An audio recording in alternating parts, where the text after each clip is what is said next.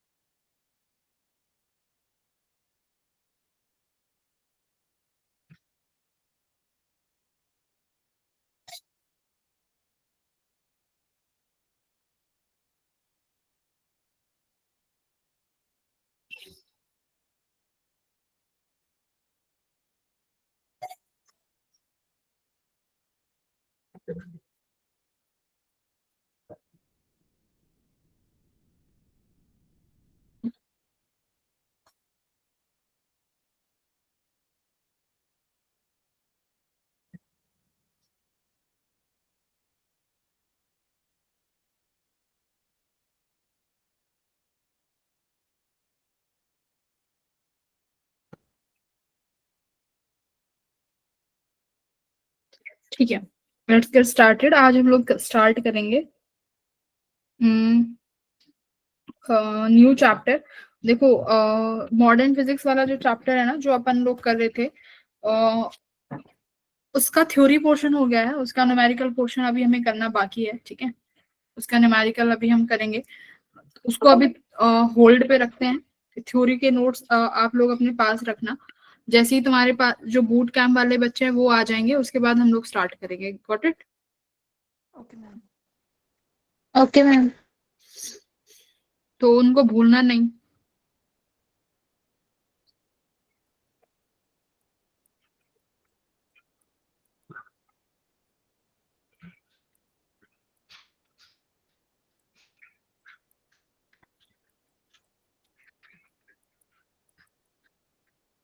बहुत कम बच्चे हो भाई, 16 बच्चे। अच्छा, तुम में से कई बच्चे वहां भी तो गए हैं, हिमाचल वाले। स्टार्ट करते हैं। देखो, मॉडर्न फिजिक्स जो अभी हम स्टार्ट कर रहे हैं, मॉडर्न फिजिक्स काफी अच्छा वेटेज रखती है। आज वेव ऑप्टिक्स शुरू कर रहे हैं, वेव ऑप्टिक्स से भी अच्छा खासा पोर्शन आता है। बात समझ में आ रही है? यहाँ से अच्छे खासे सवाल पूछे जाते हैं। थ्योरी बेस्ड है, थ्योरी के और फॉर्मूला बेस्ड है, तो थ्योरी और फॉर्मूला दोनों ही याद रखना है। देखो वेव ऑप्टिक्स, अभी तक तुमने रे ऑप्टिक्स पढ़ा था, है ना? रे ऑप्टिक्स पढ़ा था आप लोगों ने। यहाँ पर हम लाइट को रे की तरह ट्रीट कर रहे थे, मतलब रे का मतलब होता है एक स्ट्रेट लाइन, है ना? जो लाइट है किसमें ट्रेवल कर रही थी? एक स्ट्रेट लाइन में ट्रेवल कर रही थी, करेक्ट। यहाँ हम क्या पढ़ेंगे? यहाँ हम पढ़ेंगे वेव। तो वेव का मतलब है कि लाइट कैसे ट्रेवल करेगी? As a wave. और वेव नेचर कैसा होता है? इस तरीके का, कुछ इस तरीके का वेव फॉर्म्स बनती हैं। तो यहाँ पर लाइट को एज अ वेव्स पढ़ा जाएगा, ठीक है। तो ये जितने भी फिनोमिनास तुम यहाँ पर पढ़ोगे, इंटरफेरेंस, डिफ्रैक्शन, ये सब लाइट का कौन सा नेचर प्रूव करेंगी? अभी आप पढ़ने वाले हो, ये सब लाइट का कौन सा फिनोमिना प्रूव करेंगे कि लाइट कैसे बिहेव करती है? एज अ वेव बिहेव करती है ना? जो तुम्हारा फोटो इलेक्ट्रिक इफेक्ट था वो क्या प्रूव करता था, बताओ? कि लाइट कैसे बिहेव करती है? एज अ पार्टिकल, पढ़ा है ना? Particle. Yes. As a particle. तो यहाँ पर हम देखेंगे कि light as a wave behave करती है, तो क्या क्या चीजें शो करती है। आ जाओ, थ्योरी में नहीं जाएंगे, ज्यादा कॉन्सेप्ट पढ़ेंगे। ये रहा ज्योमेट्रिकल ऑप्टिक्स। क्या कह रहा है geometrical optics? Light can be assume to approximately travel in a straight line. तो ज्योमेट्रिकल ऑप्टिक्स यानी रे ऑप्टिक्स कहती है कि लाइट जो है सीधी एक ही डायरेक्शन में ट्रेवल करती है, ठीक है। बट यहाँ हम क्या पढ़ेंगे वेव ऑप्टिक्स में? Light does not travel in a straight line. यहाँ पर हम पढ़ेंगे कि लाइट स्ट्रेट लाइन में ट्रेवल नहीं करती, but as a wave travel करती है। Got it? आ जाओ, हाइजेंस थ्योरी। तो देखो सबसे पहले वेव थ्योरी के लिए जो आए थे वो आए थे अपने हाइजेंस, ठीक है। हाइजेंस प्रिंसिपल आया था। तो यहाँ पर थोड़ा सा उसी के बारे में पढ़ते हैं। हाइजेंस प्रिंसिपल क्या कहता है, उसमें बेसिक्स आते हैं। वेव फ्रंट, वेवलेट, ये क्या होता है, ठीक है। तो देखो वेव फ्रंट ऐसे पानी में रिपल्स देखिए क्रिएट होती हुई, पानी में ऐसे वेव फ्रंट ऐसे बनती है ना। एक जब अगर पानी में अगर कुछ आप पत्थर डालोगे, कुछ स्टोन डालोगे, तो इस तरीके से बनता हुआ दिखाई देता है ना? Yes, ma'am. वेव फ्रंट बोलते हैं। तो वेव Yes. फ्रंट, हाँ। अब यहाँ पर वेव फ्रंट पूछ सकता है कि वेव फ्रंट क्या होता है। तो देखो वेव फ्रंट की डेफिनेशन क्या होती है? Locus of points which oscillates in the same phase is called wave front. और क्या कह रहा है? The light rays always travel in the perpendicular direction of uh perpendicular to the wave front. यानी जो भी लाइट रे होंगी, अभी समझेंगे इसको, कि लाइट जो है तुम्हारे वेव फ्रंट के परपेंडिकुलर होगा, ठीक है। और क्या कह रहा है देखो, the speed with which the wave front move towards from the source is called speed of wave. एक बार बताओ वेव कैसे ट्रेवल करती है? What is wave? वेव क्या है? एनर्जी। बेटा वेव क्या है? एनर्जी है ना? अगर तुमने पानी में पत्थर फेंका तो पानी की लहरें कुछ इस तरीके से ट्रेवल करती हुई दिखाई देंगी। देखो जहां पर ये तुम्हें दिखाई दे रही है, ये कैसे ट्रेवल करेंगी बताओ? एक जगह तुमने डिस्टरबेंस कहाँ क्रिएट करी? आपने जो भी स्टोन फेंका वो तो यहाँ बीच में फेंका, आपने डिस्टरबेंस कहाँ क्रिएट करी? जब आपने स्टोन फेंका तो डिस्टरबेंस तो इधर जगह क्रिएट करी ना, ओनली वन स्पेस में, एक ही जगह। फिर यहाँ ये वाला पानी, ये वाला पानी, ये वाला पानी, ये कैसे डिस्टर्ब हुआ? बात समझ में आई? क्यों डिस्टर्ब हुआ? क्योंकि क्या फ्लो कर रहा है? एनर्जी। क्या ट्रेवल करती है बेटा? एनर्जी ट्रेवल करती है। कैसे ट्रेवल करेगी? देखो यहाँ पर यही बोला गया है। मान लो आपने डिस्टरबेंस क्रिएट करी पॉइंट ए पे, है ना? आपने डिस्टरबेंस क्रिएट करी पॉइंट ए पे, तो यानी अब इस जो पॉइंट ए के पार्टिकल्स हैं ये क्या करेंगे? इस जो पॉइंट के पार्टिकल्स हैं ये आगे वाले पार्टिकल्स को क्या करेंगे? ये आगे वाले पार्टिकल्स को डिस्टर्ब करेंगे, है ना? यानी जो पार्टिकल्स यहाँ हैं ये किसकी वजह से डिस्टर्ब होंगे भाई? ये किसकी वजह से डिस्टर्ब होंगे? जहां पर आपने स्टोन फेंका है। तो यानी अब मान लो अब ये डिस्टरबेंस यहां से लेके यहाँ बी पर पहुंची, ये डिस्टरबेंस कहाँ पहुंची बेटा? ए से बी पर पहुंची। अब देखो ये बी वाले पार्टिकल्स अब किसको डिस्टर्ब कर सकते हैं? ये जो यहाँ पर वाले ये वाले पार्टिकल्स है, राइट?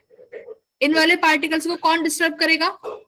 जो तुम्हारे बी वाले पार्टिकल्स हैं, करेक्ट। तो बी वाले पार्टिकल्स किसका बिहेव क्या बनेंगे? जो बी के पार्टिकल्स हैं बेटा ये क्या बनेंगे? Source of secondary wave front, अभी बात करते हैं इनके भी।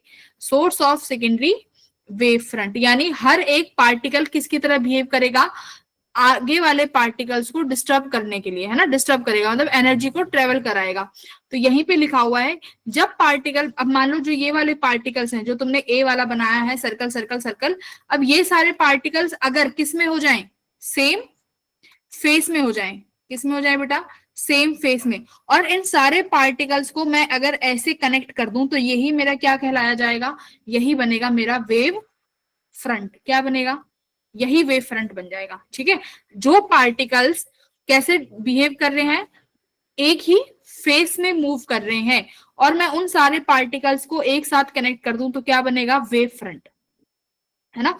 देखो लाइन क्या लिखा है, the locus of the point which oscillates in the same face is called wave front. बात समझ में आई। तो पानी के ये जो भी पार्टिकल्स हैं जो एक जगह हैं और ये किस में ट्रेवल कर रहे हैं बेटा, सेम फेस में ऑसिलेट कर रहे हैं, तो ये एक वेव फ्रंट बन जाएगा। सिमिलरली जो अगला वाला है, मान लो इस पॉइंट पे दिस वन, ये वाले पार्टिकल्स अगर सेम फेस में है और इन सारे पार्टिकल्स को अगर आप कनेक्ट कर दो तो फिर ये एक नया वेव फ्रंट बन जाएगा। तो ये एक नया वेव फ्रंट बना। तो वेव फ्रंट किससे मिलके बन रहा है, एक सेकेंड, वेव फ्रंट किससे मिलके बन रहा है बेटा,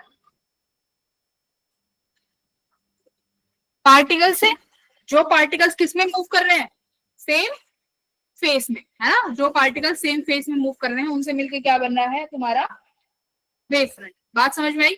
अब देखो ये क्या कह रहा है, जिस स्पीड से वेव फ्रंट मूव करता है उसी स्पीड से क्या मूव करेगा, उसी स्पीड से क्या मूव करेगा, स्पीड ऑफ वेव। बेटा हर एक वेव की एक अपनी स्पीड होती है, हर वेव की अपनी एक स्पीड होती है।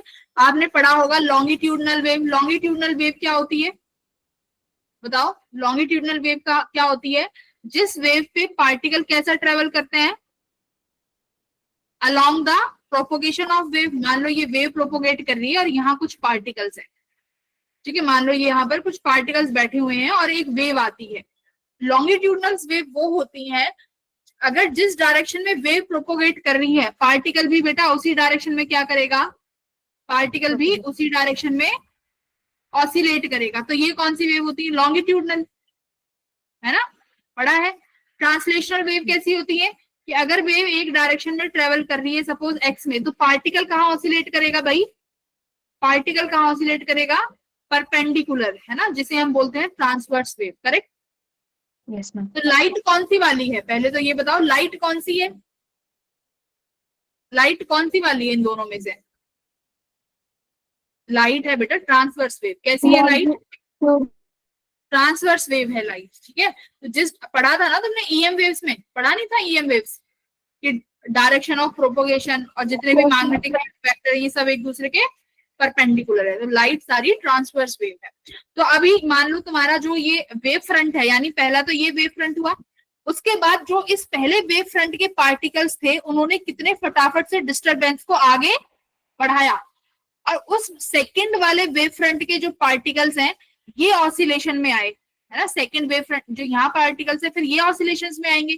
तो तुम्हारा वेव फ्रंट मूव कर रहा है, पहले तो ये फर्स्ट वाला था, अब तुम्हारा वेव फ्रंट सेकंड वाला हो गया। तो जितनी स्पीड से वेव फ्रंट बाहर की तरफ मूव करेगा उसी को क्या बोलेंगे, स्पीड ऑफ वेव। भाई वही तो वेव की स्पीड है, पहले वेव 1 तक पहुंची, 1 से पहुंचने के बाद वेव कहां तक पहुंची, 2 तक पहुंची, फिर ये 2 वाले पार्टिकल्स आगे अपनी एनर्जी लेके जाएंगे जिससे कि आगे वाले पार्टिकल्स डिस्टर्ब होंगे, फिर जो नया पार्टिकल डिस्टर्ब होगा वो सारे पार्टिकल्स क्या क्रिएट करेंगे, आगे नया वेव फ्रंट बनाएंगे। बात समझ में आ रही है, वही वेव फ्रंट है। ओके, तो देखो क्या लिख, अब बात आती है वेव फ्रंट के, हम क्या बात करेंगे कि वेव फ्रंट किसके शेप के हो सकते हैं। मान लो बेटा अगर तुम्हारे पास कोई पॉइंट सोर्स है, ठीक है, अगर आपके पास ये कोई पॉइंट सोर्स है, लाइट का भी हो सकता है ना, लाइट का पॉइंट सोर्स ले लो। अगर ये लाइट का पॉइंट सोर्स है तो ये कैसा वेव फ्रंट बनाएगा, देखो इससे ऐसे चारों तरफ निकलेगी ना, इससे तो वो इससे वेव कहाँ निकलेंगी, चारों तरफ निकलेंगी, यस और नो बताओ पहले मुझे। भाई ये तुम्हारा पॉइंट साइज का कोई लाइट है समझो, ठीक है, this is your bulb, bulb मान लो, लाइट मान लो, पॉइंट साइज है, पॉइंट सोर्स है। इससे बेटा जो वेव्स निकलेंगी वो चारों दिशाएं में निकलेंगी ना, ऑल डायरेक्शंस में निकलेंगी। तो अगर ये ऑल डायरेक्शंस में निकल रही है मतलब चारों तरफ के पार्टिकल्स में क्या क्रिएट कर रही है, डिस्टरबेंस क्रिएट कर रही है ना चारों तरफ के पार्टिकल्स में। अगर मैं इन चारों तरफ के पार्टिकल्स को देखो अगर जोड़ू, इन चारों तरफ के पार्टिकल्स को जोड़ू तो मुझे बताओ क्या बनेगा। मैंने यही तो बताया कि पॉइंट जो भी पार्टिकल्स हैं आप उन्हें कनेक्ट कर दो तो बताओ यहाँ पर क्या बनेगा, क्या बनेगा भाई, स्फेयर बन रहा है, एक स्फेयर बनता हुआ दिखाई दे रहा है। तो मतलब अगर मेरा पॉइंट सोर्स होगा तो मेरा वेव फ्रंट कैसा बनेगा बेटा, स्फीयर बनेगा। कैसा बनेगा, स्फेरिकल वेव फ्रंट। देखो ये पेपर में आते हैं जरूर कि क्या कैसा वेव फ्रंट बनाई देगा। तो यहाँ पर अपना जो वेव फ्रंट बनेगा वो बनेगा स्फेरिकल, ठीक है, वेव फ्रंट। बट एक चीज याद रखना, इस वेव फ्रंट के ये जितने भी पार्टिकल्स है सबको किस में ऑसिलेट करना पड़ेगा, सेम फेस में। अभी तुम्हें पता नहीं है सेम फेस क्या है, तो अभी के लिए सेम फेस ये समझो, सारे पार्टिकल्स अगर ऊपर जाएंगे तो एक साथ ऊपर जाएंगे, सारे पार्टिकल्स नीचे आएंगे तो सारे एक साथ नीचे आएंगे। बात समझ में आई, सब एक साथ ऊपर सब एक साथ नीचे, सब एक साथ ऊपर सब एक साथ नीचे, इसे बोलते हैं सेम फेस, ठीक है। आ जाओ, तो ये हमने स्फेरिकल वेव फ्रंट पढ़ा। अब देखो plane wave front, plane wave front क्या होगा, प्लेन वेव फ्रंट क्या हो जाएगा बेटा, प्लेन, प्लेन वेव फ्रंट कौन बनाएंगी, आगे बढ़ते हैं, आगे डायग्राम में बताया हुआ है आज। ओके, आगे बढ़ते हैं। अभी देखो हाइजेंस प्रिंसिपल, हमने क्या क्या पढ़ लिया, वेव फ्रंट के बारे में हमें पूरी नॉलेज आ गई कि वेव फ्रंट क्या होता है और डिस्टरबेंस कैसे आगे बढ़ती है। इसी को आगे हाइजेंस प्रिंसिपल ने देखो क्या कहा, if we know the shape at wave front at t equals to 0। मान लो हमें टाइम जब 0 था तो हमें ये पता चल गया कि वेव फ्रंट की क्या शेप है, मान लो स्फेरिकल शेप है, मुझे पता चल गई। तो ये कहता है कि हम आगे कैसा वेव फ्रंट बनने वाला है उसकी शेप को पता कर सकते हैं। कैसे, देखो क्या कह रहा है, पहली point, each point on a wave front, यानी वेव फ्रंट का हर पॉइंट। तो वेव फ्रंट पे हर पॉइंट बेटा कौन है, वेव फ्रंट पे हर पॉइंट क्या है, पार्टिकल्स। कैसे एक्ट करेंगे, as a fresh source of disturbance. Correct, यही तो मैंने बताया था कि इस वेव फ्रंट के जो पार्टिकल्स हैं बेटा वो नई जगह के लिए क्या क्रिएट करेंगे, डिस्टरबेंस क्रिएट करेंगे। यानी जो इस ए के पार्टिकल्स हैं ये अपने डिस्टरबेंस को आगे पहुंचाएंगे और ये जब आगे बढ़ेंगे तो कहीं और के पार्टिकल्स को डिस्टर्ब करेंगे, राइट। तो यानी हर वेव फ्रंट कैसा बिहेव कर रहा है, as a fresh source of disturbance. बात समझ में आई। देखो इसका मतलब क्या है, मेरी बात एक बात ध्यान से सुनो। तुमने बल्ब जलाया, बल्ब क्या है, what is bulb, bulb is a light, bulb is a light, yes और नो, भाई बल्ब लाइट है ना, Yes, बल्ब लाइट है। और अभी तुम रे ऑप्टिक्स पढ़ के आए हो, तो सिर्फ ये बल्ब एक ही डायरेक्शन में रोशनी देता ना। इफ लाइट इज अ रे, इफ लाइट इज अ रे, तो बल्ब को एक ही जगह रोशनी देनी चाहिए थी। जैसे मैंने ये बल्ब जलाया तो बस ऐसे बीम में रोशनी दे देता, जैसे लेजर लाइट देती है, जैसे लेजर लाइट देती है। क्या ऐसी लाइट मिलती है तुम्हें, बल्ब तुम एक जगह लगाते हो, रोशनी पूरे रूम में होती है, क्यों, क्योंकि लाइट क्या है, वेव है। अब वही तुम यहाँ पे सीख रहे हो कि वेव ट्रेवल कैसे करती है।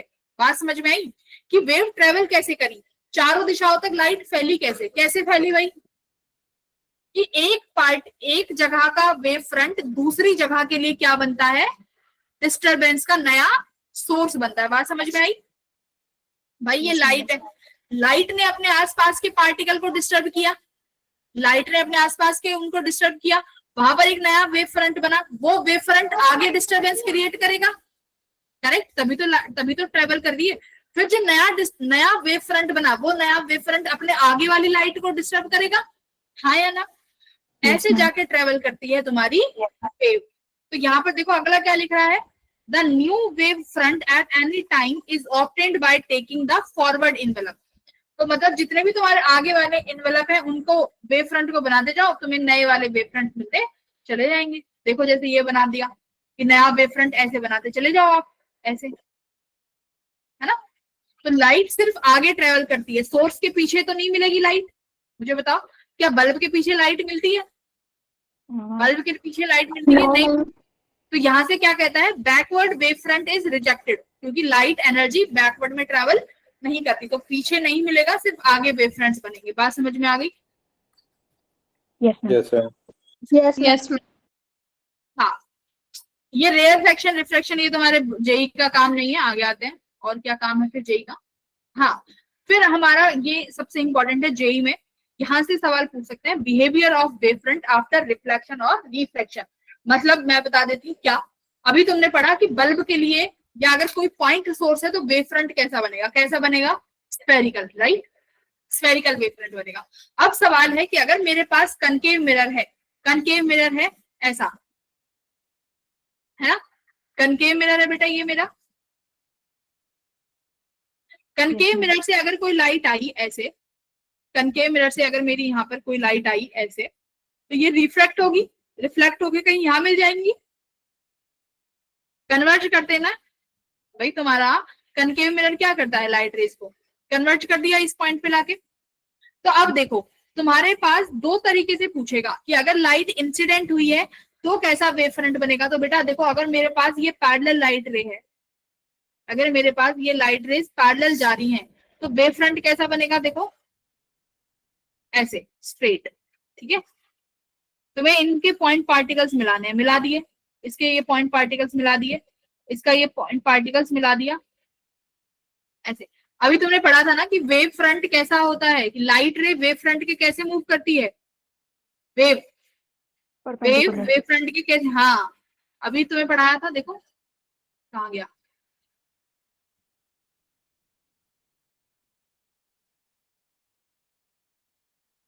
ये रहा, wave travel in the perpendicular direction to the plane of wave front, यानी जिस प्लेन में तुमने वेव फ्रंट बनाया है लाइट रे को उसके परपेंडिकुलर मूव कराओ, ठीक है। लाइट रे परपेंडिकुलर मूव करेगी, जैसे यहाँ पे परपेंडिकुलर है ना भाई, ये स्फेरिकल लाइट रेज ऐसे जा रही है, तो ये परपेंडिकुलर हो गया ना, तो लाइट रेज को परपेंडिकुलर मूव कराएंगे। तो अब देखो यहाँ पे इंसिडेंट लाइट रेज के लिए, अगर ये इंसिडेंट लाइट रेज हैं मेरे पास, ये इंसिडेंट लाइट रेज इस तरीके की हैं, तो इसके परपेंडिकुलर वेव फ्रंट ऐसे बनेगा, देखो ऐसे, ऐसे, ऐसे बनेगा, Yes, ma'am. ऐसे। यही तो इसके परपेंडिकुलर तो यही ऐसी लाइनें होंगी ना ये। अब इन लाइट Yes, रेज को ma'am. क्या करो, इन लाइट रेज को मिला दो, ये लो, सॉरी इन वेव फ्रंट को मिला दो, मिला दिए। देखो भाई ये तुम्हारे पास कोई लाइट जा रही है, अगर मैं तुमसे कहूँ इसका वेव फ्रंट बनाओ तो कैसे बनाओगे? स्ट्रेट ही तो बनाओगे, ऐसे, ये परपेंडिकुलर हुआ ऐसे, करेक्ट। यहाँ पर कोई लाइट रेज जा रही है भाई, इसका पार्टिकल ऐसे ही तो मूव करेगा परपेंडिकुलरली। तो अब तुम पार्टिकल्स की मूवमेंट को तो मिलाते हो, वही तो वेव फ्रंट बनता है, करेक्ट। इन्हें यहाँ से ऐसे मिला Yes, दो, ma'am. बात समझ में आई?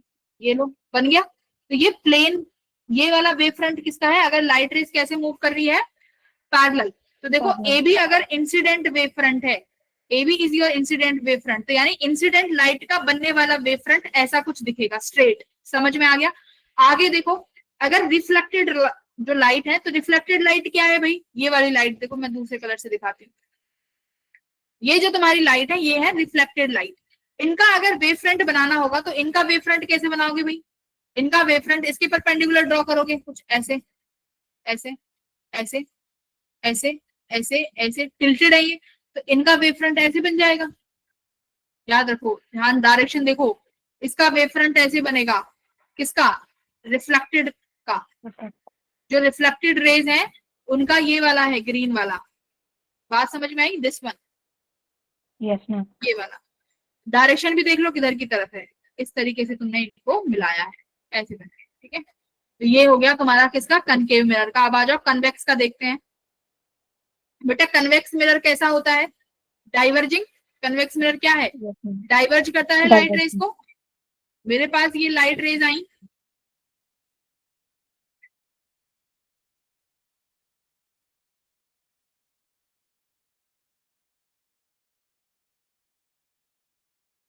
कहाँ बनाऊं, यहाँ तो जगह ही नहीं है। सपोज करो मेरे पास ये कहीं से लाइट रेज आ रही है, ये इस लाइट रे को क्या कर देगा? ऐसे, ये कहीं यहाँ जाके मिलती है, डाइवर्ज कर दी, देखो, करेक्ट कर Yes, दिया ना ma'am. डाइवर्ज लाइट रेज को। तो ये डाइवर्जिंग Yes, लेंस है, ma'am. यहाँ जाके कहीं मिल जाएंगी।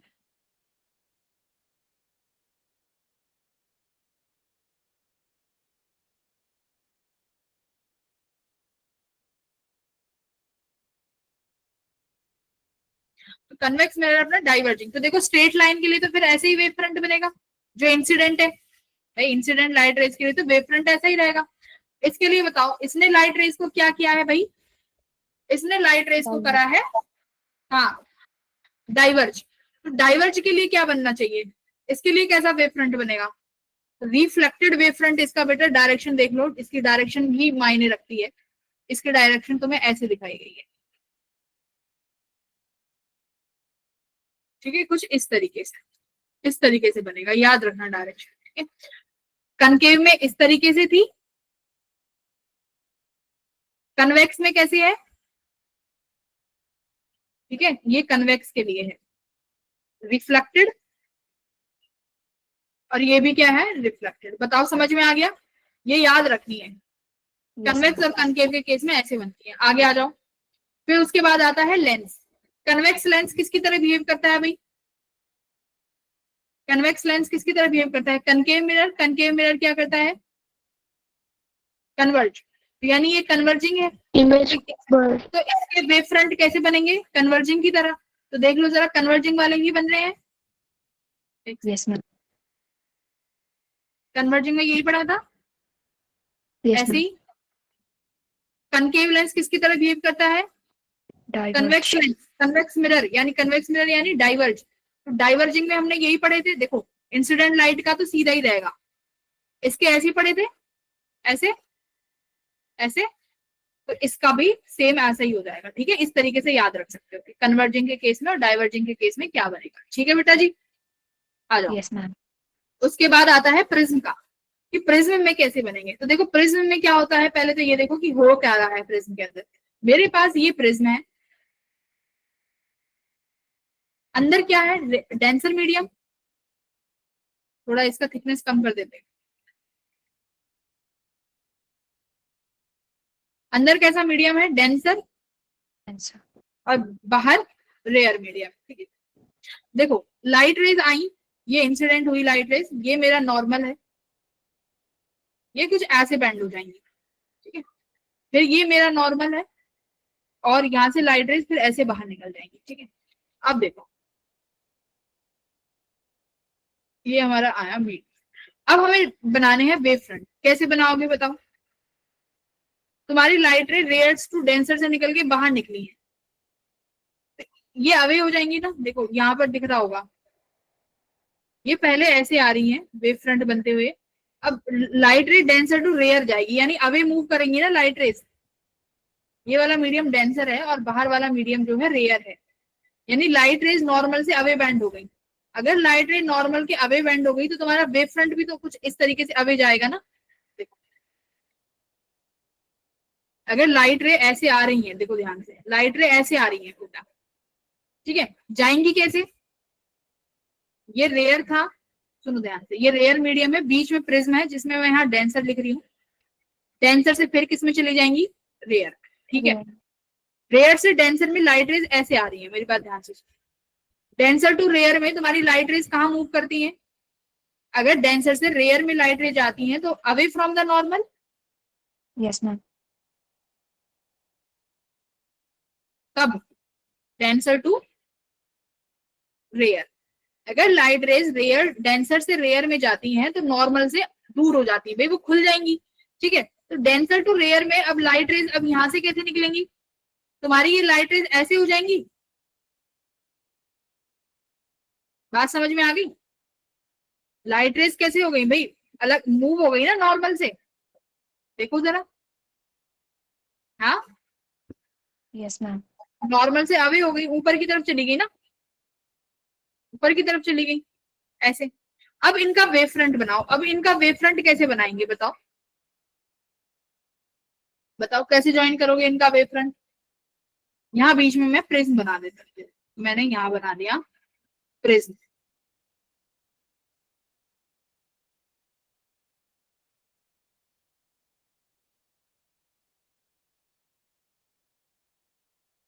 परपेंडिकुलर ही बनेगा मैम। हाँ बनेगा तो परपेंडिकुलर ही, इसके परपेंडिकुलर ही बनाना है, ये देख लो इनकी डायरेक्शन थोड़ी सी जैसे हाँ स्ट्रेट लाइन के जैसा ही, स्ट्रेट लाइन ही बनेगा। बट इसका बैंडिंग देख लो कैसा है, पहले इस तरीके से था, ठीक है, फिर ऐसे हो जाएगा, है ना, ये देखो, ये जरूर देख लेना।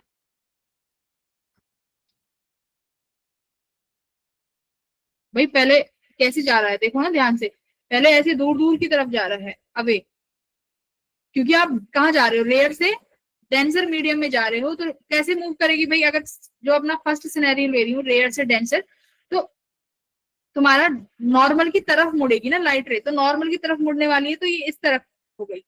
जब डेंसर टू रेयर निकलेंगी तो ये लाइट रेज ऐसे बैंड हो जाएगी बाहर की तरफ, तो ये यहाँ पर तुम्हें इसका याद रखना पड़ेगा, ये चीजें, कि ये बनेगा तुम्हारा किसका, प्रिज्म का, ठीक है। तो यहाँ पर अच्छे से बनाया हुआ है, यू कैन वॉच, तो देखो इसको ऐसे बना दो, ऐसे, यहाँ पर अवे कर देना ऐसे, बात समझ में आ रही है,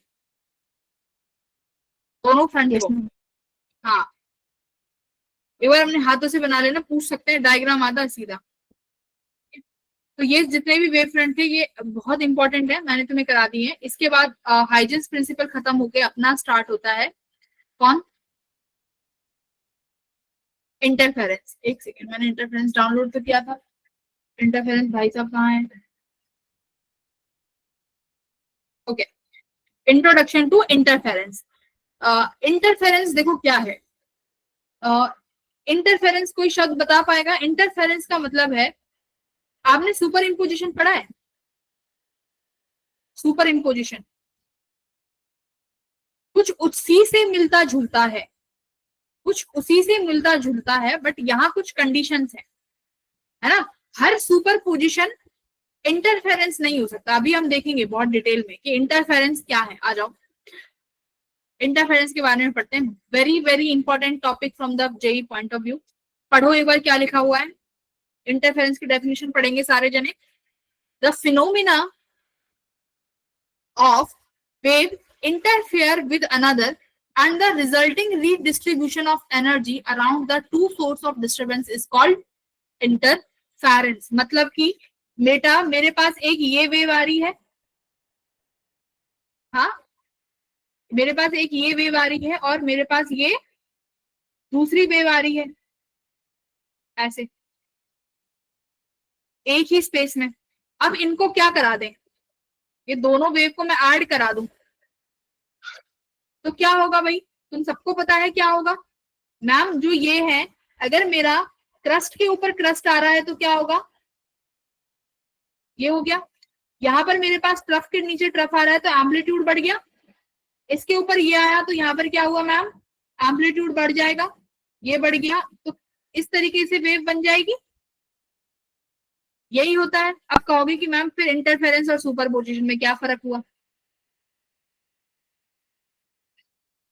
पहले ये चीज समझ में आई, क्या किया है मैंने, अगर दो वेव आ रही है कहां से, डिफरेंट सोर्स से, मान लो इसका कोई सोर्स बन रहा होगा, मेरी बात ध्यान से सुनना बेटा, इसका कोई सोर्स सेकंड रहा होगा, ये दोनों सोर्स आए, इन दोनों सोर्स से निकली वेव्स, क्या निकली, वेव्स निकली, क्या स्पेस में ये दोनों वेव्स आपस में इंटरफेयर करेंगी, आपस में भाई इनके बीच में कुछ ना कुछ तो होगा, है ना, वो कुछ ना कुछ ही क्या है, जब हम लाइट की बात करेंगे, लाइट की अलग अलग सोर्सेज आ रहे हैं, वो दोनों सोर्सेज अगर स्पेस में आए तो इसका मतलब दोनों आपस में कुछ इंटरफेयर करेंगे, जिसकी वजह से एनर्जी का रीडिस्ट्रीब्यूशन होगा।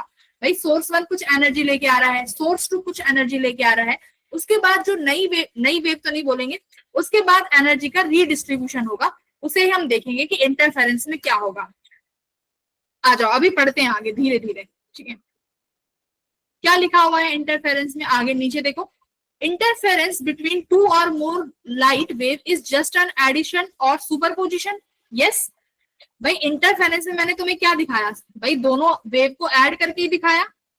अगर क्रस्ट पे आ गया, मेरी बात देखो यहाँ पे, अगर एक वेव का क्रस्ट पे ऐड हो गया तो क्या होगा, ये तो क्रस्ट का,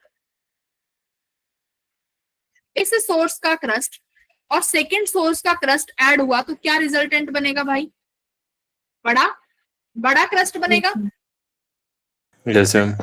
अगर क्रस्ट ट्रफ के नीचे आ गया, if your crest will add with trough, तो क्या बनेगा भाई? जिसकी इंटेंसिटी अगर कम ज्यादा होगी मतलब उसके हिसाब से एम्पलीट्यूड आएगा।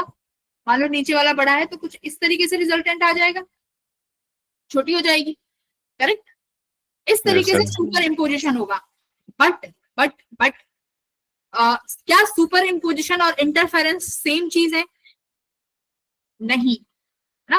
सुपर इम्पोजिशन बस ये बता रहा है कि लाइट रेज इंटरफेयर करी, उसके बाद लाइट रेज ने कुछ नया एम्पलीट्यूड बनाया जो एक वेव का नया एम्पलीट्यूड हो जाएगा। बात समझ में आ गई?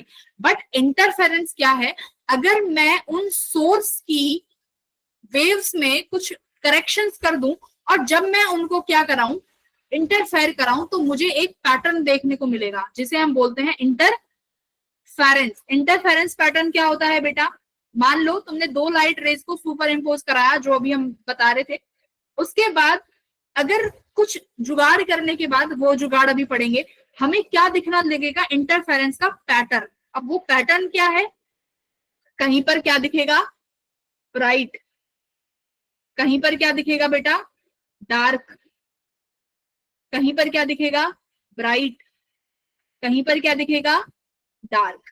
बात समझ में आई? अगर हम कुछ जुगाड़ कर दें, किसमें? सोर्सेज में, सोर्सेज की लाइट के साथ कुछ छेड़छाड़ कर दें, तो मुझे एक इंटरफेरेंस पैटर्न देखने को मिलेगा। सुपर इम्पोजिशन तो हर वेव के साथ हो जाएगा। तुम कोई भी वेव उठा के ले आओ, सुपर इम्पोजिशन तो हर वेव कर देगी। बट अगर कुछ करेक्शन कर दें तो सुपर इम्पोजिशन किस में कन्वर्ट हो सकता है? सुपर पोजिशन किस में कन्वर्ट हो सकता है बेटा? इंटरफेरेंस में। बात समझ में आई? हाँ, Yes, sir. Super imposition interference में कन्वर्ट हो सकता है। उसके लिए कुछ कंडीशंस है, वो अभी हम देखेंगे। पहले ये पता चला कि इंटरफेरेंस क्या है। इंटरफेरेंस लाइट का इंटरफेयर होना है, दो डिफरेंट वेव्स का स्पेस में इंटरफेयर होगा, जिसकी वजह से एनर्जी का रीडिस्ट्रीब्यूशन होगा और हमें क्या देखने को मिलेंगे? Bright dark, bright dark, bright dark fringes देखने को मिलेंगे। बात समझ में आई? अच्छा, एक बात बताओ, क्या तुम्हारे घर में दो लाइट लगी हुई है एक रूम में? Yes. Yes, सबके ma'am. में लगी हुई दो लाइट रेज, दो बल्ब लगे होंगे। क्या वो दोनों बल्ब मिलकर रोशनी तेज कर देते हैं? Yes, ma'am. रोशनी ज्यादा कर देते हैं रूम में? Yes, ma'am. रोशनी Yes, ज्यादा? yes. क्या वहां पर सुपर पोजिशन हो रहा है वेव्स का? सुपर पोजिशन हो रहा है वेव्स का, Yes, करेक्ट? sir. क्या तुम्हें ब्राइट डार्क देखने को मिल रहा है घर में? Yes. हाँ, देखना किसको मिल रहा है भाई? मुझे भी दिखाओ, Mm. किसको ब्राइट डार्क दिख रहा है? नहीं दिख रहा, क्योंकि हमने ऐसे सोर्सेज रखे ही नहीं है जो तुम्हें ब्राइट डार्क दिखा दे। उनके लिए हमें स्पेशल सोर्सेज रखने पड़ेंगे। तो मेरी बात समझ में आ गई? सुपर पोजिशन हर दो वेव कर सकती है, बट इंटरफेरेंस हर कुछ नहीं कर सकता। उसके लिए हमें दो कंडीशंस चाहिए। कौन सी कंडीशंस है? आओ जरा देखते हैं क्या कंडीशन होनी चाहिए। फर्स्ट कंडीशन क्या है? कैसी वेव होनी चाहिए बेटा? मोनोक्रोमेटिक। जैसे कि लेजर लाइट होती है, लेजर लाइट मोनोक्रोमेटिक होती है। और कैसी होनी चाहिए? मोनोक्रोमेटिक का मतलब समझ में आया? कि हमारे पास, जैसे भाई तुम्हारे पास एक ऐसा सोर्स हो जिसमें से निकलने वाली लाइट के पास कैसी वेवलेंथ हो? बस एक ही वेवलेंथ हो। कैसी हो? एक ही वेवलेंथ हो। समझ गए? अब तुम लेजर लाइट लेके आते हो, लेजर लाइट या तो रेड कलर दिखाएगी या ग्रीन कलर दिखाएगी, तो एक स्पेसिफिक वेवलेंथ है ना उनके पास, एक स्पेसिफिक। हमारे घर में कैसा है? व्हाइट कलर, व्हाइट बल्ब भी तो है सब कहीं, देयर इज व्हाइट बल्ब। तो व्हाइट तो हमारे पास लेजर, अब क्या हुआ? मोनोक्रोमेटिक है फिर ये वेव्स? ये मोनोक्रोमेटिक नहीं है। तो मोनोक्रोमेटिक का सबसे बेस्ट सोर्स क्या है? Laser light. जैसे रेड कलर में आती है, ग्रीन कलर में आती है, बचपन में खेले भी होंगे तुम लोग। दूसरा क्या है भाई? दूसरा देखो, दूसरी कंडीशन क्या है बेटा? सोर्स को कैसा होना पड़ेगा? सोर्स को कैसा होना पड़ेगा? कोहेरेंट होना पड़ेगा। आप कहोगे कि मैम कोहेरेंट सोर्स क्या है? क्या होता है कोहेरेंट सोर्स? बताओ, व्हाट इज कोहेरेंट सोर्स? अब ये पढ़ना पड़ेगा। तो देखो क्या लिखा है, पढ़ो जरा। Coherent sources are those sources which emit waves with same frequency और constant phase difference। बात समझ में आई क्या है? हाँ, Yes, ma'am. क्या? कि एक ऐसा सोर्स हो, हमारे पास एक ऐसा सोर्स होना चाहिए जिससे निकलने वाली जितनी भी वेव्स हैं, मतलब ये जितनी भी वेव्स निकलती हैं, मान लो कोई सोर्स है, उसने ये जितनी भी वेव्स निकाली, इन वेव्स के बीच में या तो कांस्टेंट फेज डिफरेंस क्या हो, फेज डिफरेंस का मतलब समझ रहे हो क्या हो? मान लो मेरे पास फेज डिफरेंस का मतलब अभी आप ऐसे समझो कि मेरे को ना यहाँ पहुंचना है, ये मेरा स्कूल है, क्या है? स्कूल है, ठीक है। मैं भी यहाँ से चलना शुरू करती हूँ, मतलब ए भी ए से चलना शुरू कर रहा है, बी भी कितने से चलना, बी भी सेम जगह से चलना शुरू कर रहा है, और सी भी सेम जगह से चलना शुरू कर रहा है, ठीक है। ए बी सी तीनों सेम जगह से चलेंगे, वो क्या है तुम्हारा सोर्स, भाई सोर्स से ही निकलेंगे। अब मान लो ए को स्कूल तक पहुंचने में कितना समय लग रहा है? 5 मिनट, ठीक है। बी को कितना लगना चाहिए? 5 minutes. अगर जीरो फेज डिफरेंस रखना है, अगर जीरो फेज डिफरेंस रखना है तो मतलब बी भी 5 मिनट में पहुंचेगा। सी कितने में पहुंचना चाहिए बेटा? सी को भी 5 मिनट में ही पहुंचना चाहिए। अगर कितना फेज डिफरेंस रखना है? 0, तो ये मतलब है 0 का। बात समझ में आए कि मेरे पास कोई फेज डिफरेंस नहीं है, जितने समय में ए पहुंचेगा स्कूल पर उतने ही बी पहुंचेगा, उतना ही सी पहुंचेगा स्कूल पर। यानी लाइट सोर्स के बीच में क्या नहीं आया, कोई भी फेज का डिफरेंस नहीं है। मतलब फेज का मतलब है आगे पीछे होना, है ना। अगर हम अपनी बात करें तो अगर कोई मेरे से आगे है, कोई मेरे से पीछे है, तो फेज डिफरेंस आ जाएगा। अगर जीरो फेज डिफरेंस है मतलब कि ए बी सी तीनों स्कूल पर सेम पहुंचेंगे। और कांस्टेंट फेज डिफरेंस का मतलब क्या है? मान लो मैं कांस्टेंट फेज डिफरेंस यहाँ पे रख देती हूँ 2 मिनट, 2 मिनट। इसका मतलब अगर मान लो कोई 2 मिनट पहले पहुंच जाएगा तो कोई 2 मिनट लेट पहुंचेगा, बट फेज डिफरेंस कितना रहने का चाहिए? 2 का ही चाहिए। अगर ये 5 पे पहुंच रहा है तो बेटा डी कितने पे पहुंचेगा? डी के पास क्या ऑप्शन है, या तो 3 मिनट पे पहुंचे या 7 पर पहुंचे। फेज डिफरेंस कितने का आया? 2 का आया, बोलो। Yes, ma'am. हाँ, तो ये तुम्हारा होता है कांस्टेंट फेज डिफरेंस, कि अगर मान लो आप 0 नहीं कर पा रहे हो तो कांस्टेंट ही कर दो। तो कांस्टेंट का मतलब क्या है कि सब या तो कोई 3 मिनट पहले, 5 या 7 मिनट पे, इस तरीके से हम बोल सकते हैं ये है कोहेरेंट सोर्स, ठीक है। और वेव्स की भाषा में क्या बोलेंगे? वेव की भाषा में बेटा फेज डिफरेंस कब क्रिएट होता है वो अभी आगे पढ़ेंगे, धीरे धीरे सब समझ में आएगा। अभी बेसिक से चलो, क्योंकि वेव है, बेसिक नहीं समझ में आएगा सब हिल जाएगा, ठीक है। तो ऐसे रियलिस्टिक एग्जांपल से ही पढ़ेंगे। ओके, तो जो तुम्हारे घरों में बल्ब लगे हुए हैं ये कैसे सोर्स हैं? इनकोहेरेंट, ठीक है। हर हर तरीके की वेवलेंथ निकल रही है, ठीक है। कोई कितने फेज पे निकल रहा है, कोई कितने फेज पे निकल रहा है, देयर आर रैंडम फ्रीक्वेंसी, सबके पास फ्रीक्वेंसी अलग अलग है। तो यानी ये अपने घरों वाली लाइट इंटरफेरेंस को प्रोड्यूस बेटा नहीं कर सकती। बात समझ नहीं में कर आई? सकते। हाँ, वेरी गुड, आ जाओ आगे बढ़ो। ओके, अब मैं आपको वेव की इक्वेशन बताती हूँ। देखो मेरे पास वेव्स की इक्वेशन होती है, 11th में पढ़ा है आपने, y इक्वल्स टू, मैंने अभी तुम्हें शायद EM वेव्स में भी पढ़ाया था, a sine omega t plus phi, ये होती है वेव की इक्वेशन, जिसमें a क्या होता है? एम्पलीट्यूड। हाँ भाई, a क्या होगा? एम्पलीट्यूड। y क्या बताएगा कि इस पर्टिकुलर t टाइम पे, इस पर्टिकुलर t टाइम पे आप जिस पार्टिकल को देख रहे हो वो कितनी, उसका फेज डिफरेंस क्या है और वो कितना डिस्टेंस कवर, मतलब इस तरीके से मान लो ये एक वेव है, ठीक है, ये एक वेव चल रही है, ये वेव मूव कर रही है। मैंने बोला अब ये वेव टी टाइम पर है, wave is your at T time. तो टी टाइम पे मुझे बताओ, अगर मैं इस वाले पार्टिकल की बात कर रही हूँ, मान लो ये मेरा, यहाँ पर मान लेते हैं ऑरिजिन, ये ऑरिजिन है, ठीक है। मान लो ये वाला पार्टिकल की बात कर रही हूँ कि यहाँ पर कोई पार्टिकल होगा जो यहाँ से बाई किसी डिस्टेंस पे होगा, ठीक है। किसी टी टाइम पे इस पार्टिकल का पोजीशन क्या रहा होगा, ये हम कहां से निकाल सकते हैं? इस वेव इक्वेशन से। मतलब अगर वेव टी टाइम आगे चली गई, वेव आगे चली गई तो इस पार्टिकल का पोजीशन क्या रहा होगा किसी भी टी समय पे, ये हमें इस इक्वेशन से पता चल जाता है। अब ये पूछ रहा है कि इनमें से कौन सी वेव जो है इंटरफेरेंस बना सकती है, बताओ। इंटरफेरेंस का मतलब कोहेरेंट, कोहेरेंट का मतलब समझ में आया? सेम फ्रीक्वेंसी, क्या होता है? Same frequency. ओमेगा का मतलब क्या है? 2 पाई एफ, ठीक है। तो जरा इस सवाल में से बताओ बेटा कौन सी दो वेव हैं जो जो तुम्हारा वो बनाएंगी इंटरफेरेंस।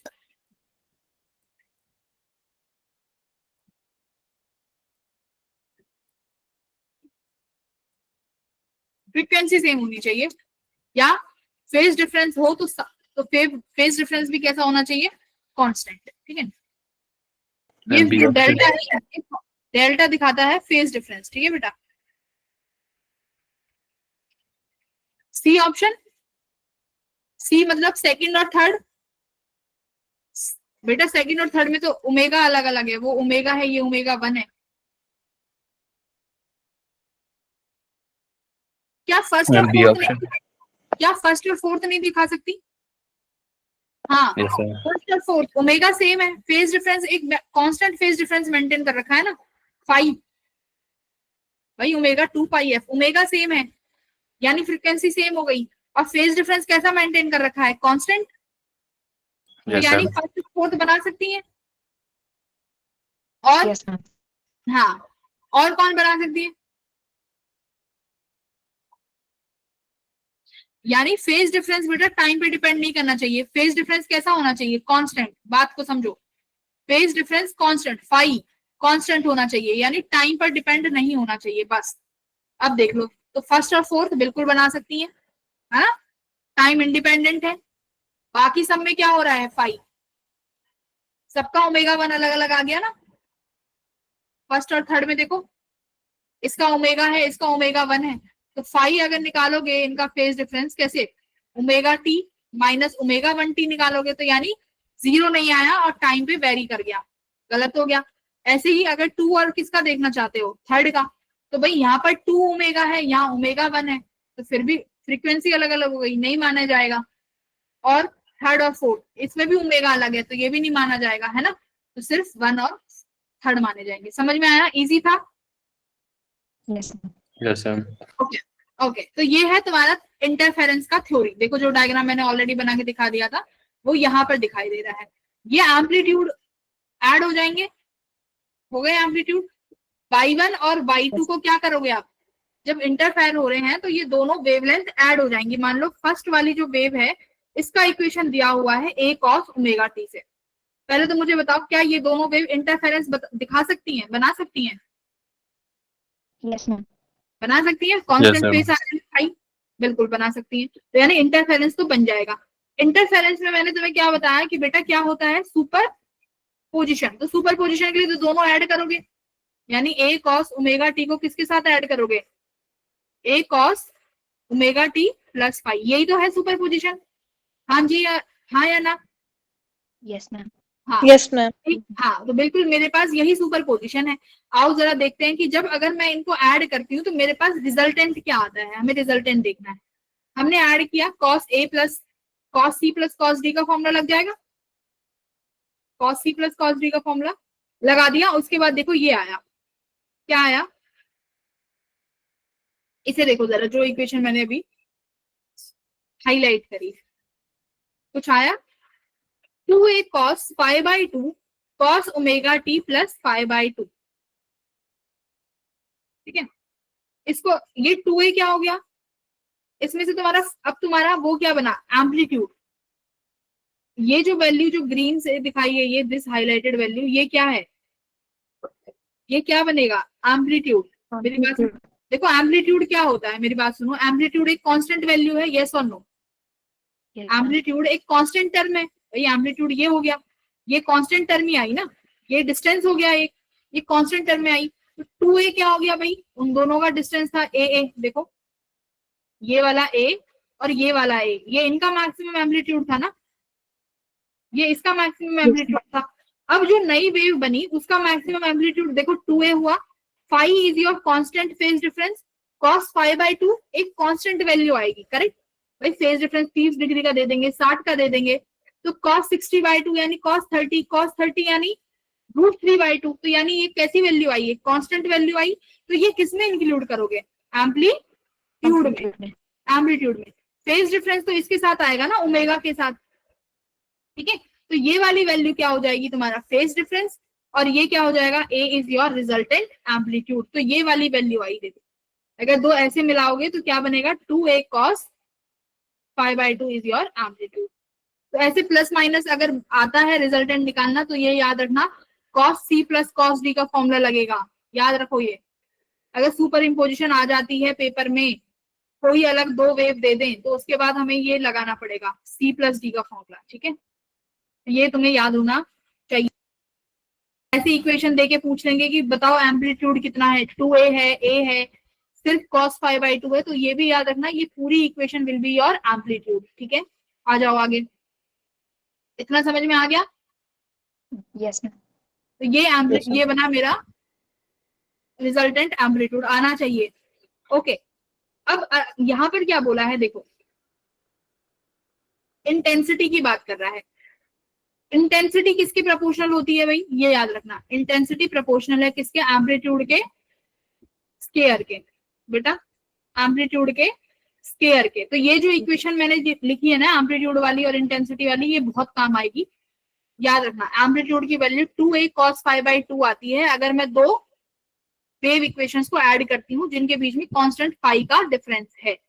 आ जाओ आगे, इंटेंसिटी एम्पलीट्यूड के स्केयर है, तो बेटा जो ये ऊपर वाला एम्पलीट्यूड की वैल्यू है इसका स्केयर करोगे तो 2 2 जा 4, a का square cos square phi by 2 ये आ जाएगा, और ये क्या कहलाई जाएगी, इंटेंसिटी कहलाई जाएगी।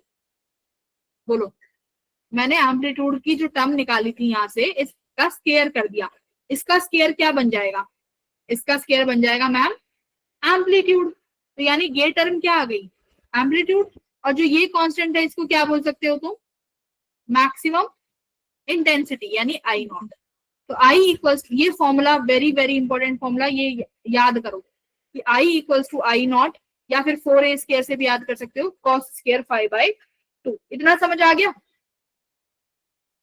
कि Yes, अगर ma'am. मैं क्या यहाँ पर तुम्हें क्या समझना है, दो चीज समझनी है कि अगर मेरे पास दो वेव इंटरफेयर कर रही हैं जिनके बीच में कांस्टेंट फाई है, तो वहां से मेरे पास एम्पलीट्यूड की वैल्यू ये आती है 2a cos phi by 2, intensity इतनी आती है, बस ये दो चीज याद हो जाएंगी,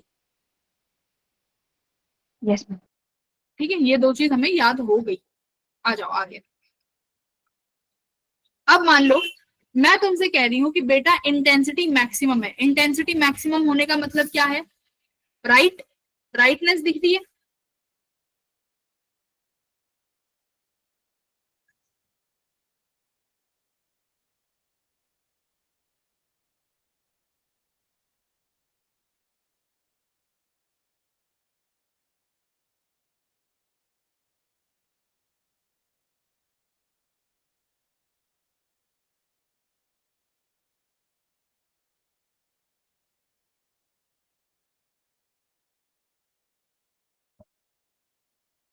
भाई इंटेंसिटी मैक्सिमम होने का मतलब क्या है बेटा जी बताओ। ज्यादा ब्राइट हुई। ब्राइट हो गया ज्यादा।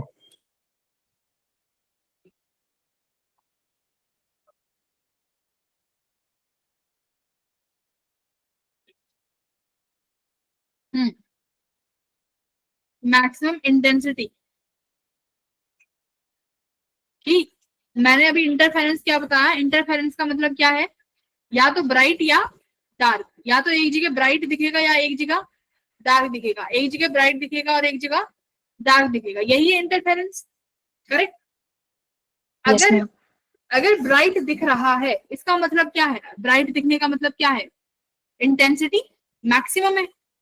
और इंटेंसिटी मैक्सिमम कब होगी, जब इसका फेज डिफरेंस क्या होगा, ये cos phi by 2 की वैल्यू क्या होगी भाई फाई, यानी ये वैल्यू 1 होनी चाहिए। अब 1 कब होगा कॉस, या तो 0 डिग्री पे या पाई पे या 2 पाई पे, है ना Yes, ma'am. भाई, समझ ही नहीं रहे। देखो इंटेंसिटी तुम्हारे स्क्रीन पर है कि इंटेंसिटी की वैल्यू है I naught cos square phi by 2। Phi क्या है बेटा, एग्जैक्टली में फाई है क्या, फेज डिफरेंस, फेज डिफरेंस है। अब हम कह रहे हैं कि इंटेंसिटी मुझे मैक्सिमम करनी है, तो इस इक्वेशन से दिख रहा है कि अगर इंटेंसिटी मैक्सिमम करनी है तो कॉस वाला टर्म क्या होना चाहिए, 1. वन वन होना चाहिए ना बेटा, या तो +1 हो जाए या -1 हो जाए, है ना, पर 1 होना चाहिए। फेज Yes, डिफरेंस 0 होना चाहिए। हाँ, क्या कह रहे हो? Yes please. फेज डिफरेंस 0 होना चाहिए। हाँ, नहीं, या तो 0 हो, अगर मेरे को cos 5/2 क्या रखना है, इसकी वैल्यू 1 रखनी है, तो अब देखो कि मेरा पास ये वैल्यू कब आ सकती है 1, या तो 5 कितना हो जाए बेटा, 0 हो जाए, करेक्ट, यस मैम। और ये 5/2 और किसके बराबर हो जाए, देखो मैं पूरे 5/2 की बात कर रही हूँ, 2 ये पूरा 5/2 0 के बराबर हो जाए, ये पूरा 5/2 पाई के बराबर हो जाए, cos पाई कितना होता है -1, cos 2 पाई कितना हो जाएगा फिर से +1, है ना, तो यानी n पाई, n की वैल्यू 1 2 3 कुछ भी हो सकती है। तो इसका मतलब अगर मेरे पास दो ऐसी वेव्स हैं जिनके बीच में फेज डिफरेंस कैसा है, integral multiple of n, integral multiple of pi है ना। Yes ma'am. अच्छा, पाई 0 हो गया और 2 पाई यानी फिर से 360 हुआ तो फिर से 1 हो जाएगा और पाई पे फिर -1 हो जाएगा, ठीक है, ओके। तो यानी ये होना चाहिए, ये तो आ गई फाई की बात। तो एंगल ये दिख रहा कि अगर हमें कंस्ट्रक्टिव इंटर, इसको बोलेंगे बेटा ब्राइटनेस को क्या बोलेंगे, कंस्ट्रक्टिव। अगर ब्राइटनेस बन रही है तो समझ जाना कैसा इंटरफेरेंस है, कंस्ट्रक्टिव, ठीक है, कंस्ट्रक्टिव शब्द का यूज करेंगे, ब्राइटनेस कम दिखेगी, कंस्ट्रक्टिव ज्यादा दिखेगा। तो अगर कंस्ट्रक्टिव चाहिए तो फाई होना चाहिए 0 2 पाई और 2n पाई लिख सकते हो, n की वैल्यू आप कुछ भी लिख सकते हो, 1 2 3 4 5 एनीथिंग, ओके। अब बात करते हैं कि पाथ डिफरेंस क्या होना चाहिए। अब तुम कहोगे मैम अभी तक तो फेज डिफरेंस की बात चल रही थी, पाथ डिफरेंस क्या हो गया, पाथ डिफरेंस बता सकता है कोई बच्चा, what is path difference, path difference कौन बताएगा?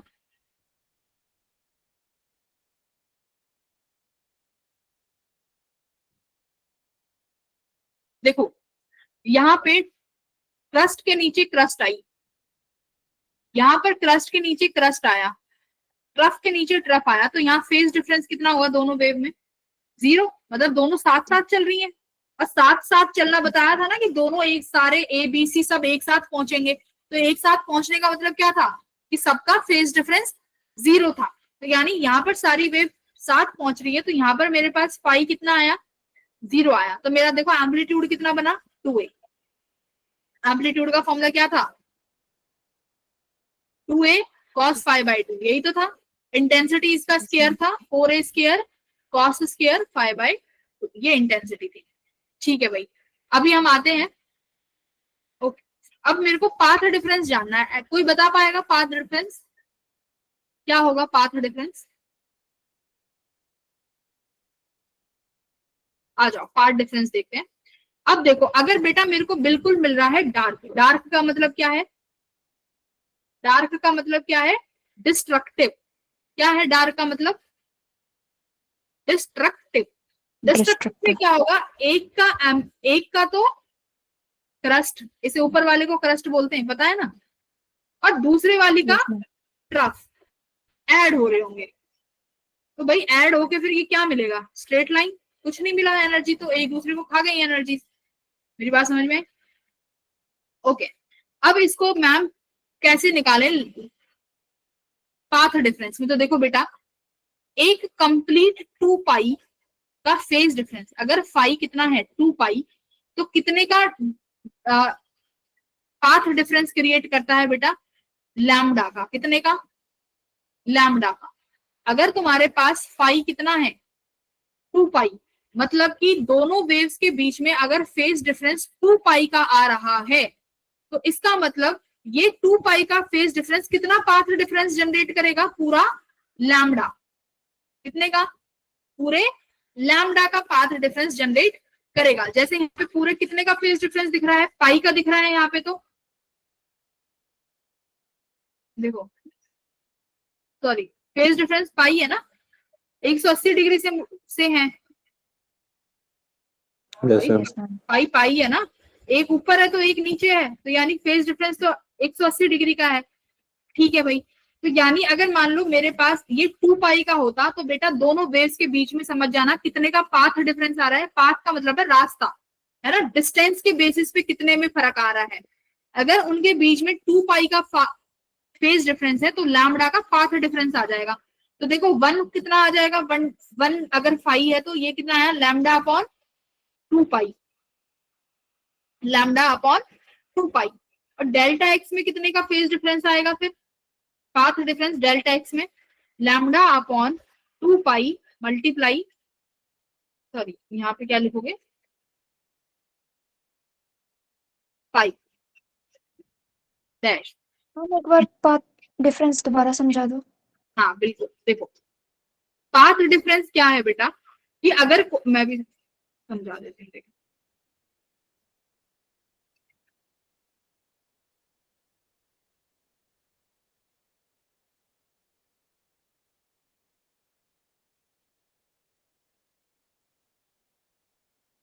मान लो ये रास्ता है, ठीक है, ये है, मेरे को बेटा यहाँ से सोर्स, ये तुम्हारा क्या है, ये सोर्स है, सपोज करो ये क्या है, सोर्स है, ठीक है।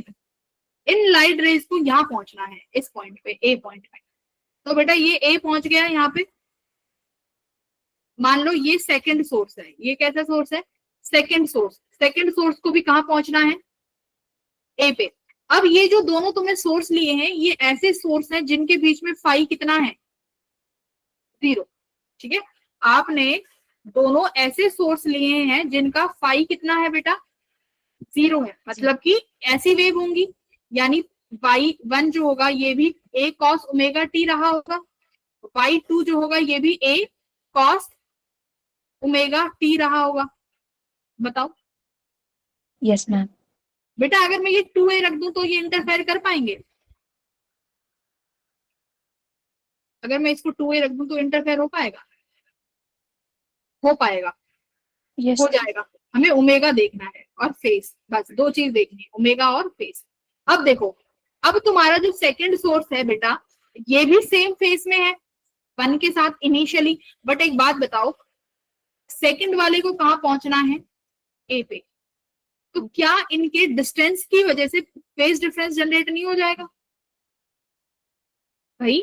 ये वाला फर्स्ट सोर्स इसके पास में है, तो पहला सोर्स 5 मिनट में पहुंच गया, बट हो सकता है सेकंड सोर्स को समय ज्यादा लग जाए। क्यों समय ज्यादा क्यों लगा, क्योंकि सेकंड सोर्स से ए की दूरी, सेकंड सोर्स से ए की दूरी ज्यादा है। बात समझ में आई। तो यानी अगर दोनों सोर्स जिनका फेस डिफरेंस आपने इनिशियली सेम लिया है, यानी दोनों के फेस आपने सेम लिए हैं, बट उन्हें अलग अलग जगह पे जाना है, एक मतलब दोनों का डिस्टेंस अलग है, तो वो रास्ता क्या बना देता है, फेस डिफरेंस बना देता है।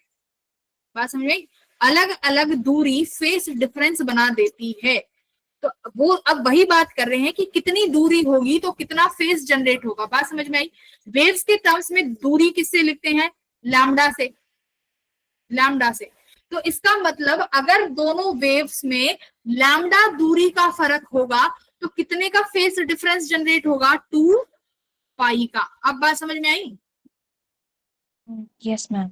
अगर दोनों वेव्स में Yes, sir. लैम्डा दूरी का डिस्टेंस हुआ, लैम्डा इज दूरी, 2 पाई इज योर फेस। अगर लैम्डा दूरी का डिस्टेंस आता है तो 2 पाई का फेस डिफरेंस आ गया।